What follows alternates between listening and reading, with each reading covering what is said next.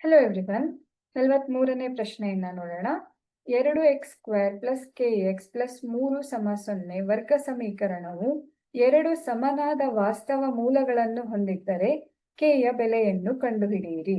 ಇಲ್ಲಿ ಕೊಟ್ಟಿರುವಂತಹ ಸಮೀಕರಣ 2x² ಪ್ಲಸ್ kx ಪ್ಲಸ್ 3 ಸಮ 0. ಈ ಸಮೀಕರಣವನ್ನ ಆದರ್ಶ ರೂಪದ ಜೊತೆಗೆ ಹೋಲಿಕೆಯನ್ನ ಮಾಡಿದಾಗ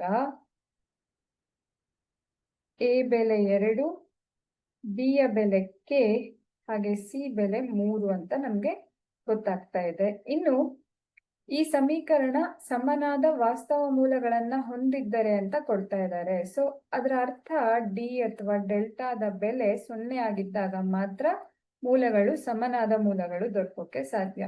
ಸೊ d ಗೆ ಸೂತ್ರ b² - 4ac. ಈ ಒಂದು ಸೂತ್ರದಲ್ಲಿ ನಾವು ಬೆಲೆಗಳನ್ನ ಆದೇಶಿಸಿದಾಗ b ಬೆಲೆ k ಅಂತ ಕೊಟ್ಟಿದ್ದಾರೆ. ಸೊ ಇದು k ಯ ವರ್ಗ ಅಂತ ಆಗತ್ತೆ. 4 ಗುಣಿಸು a ಬೆಲೆ 2, c ಯ ಬೆಲೆ 3 ಸಮ 0 ಅಂತ ಆಯ್ತು. ಅಂದ್ರೆ k² - 4 2 8 8 3 24 ಸಮ 0 ಅಂತ ಆಗತ್ತೆ. ಹಾಗಾಗಿ k ಯ ವರ್ಗವನ್ನ ನಾವು ಪ್ಲಸ್ 24 ಅಂತ ಬರ್ಕೋಬಹುದು. ಅಂದ್ರೆ ಈ 24ಅನ್ನ ಈ ಕಡೆ ತಗೊಂಡ್ ಬಂದಾಗ ಪ್ಲಸ್ 24 ಆಯ್ತು. ಸೊ ಎರಡೂ ಕಡೆಗೆ ನಾವು ವರ್ಗಮೂಲವನ್ನ ತಗೊಂಡ್ರೆ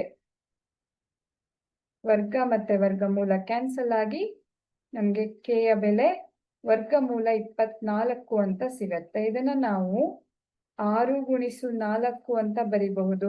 6 4 24.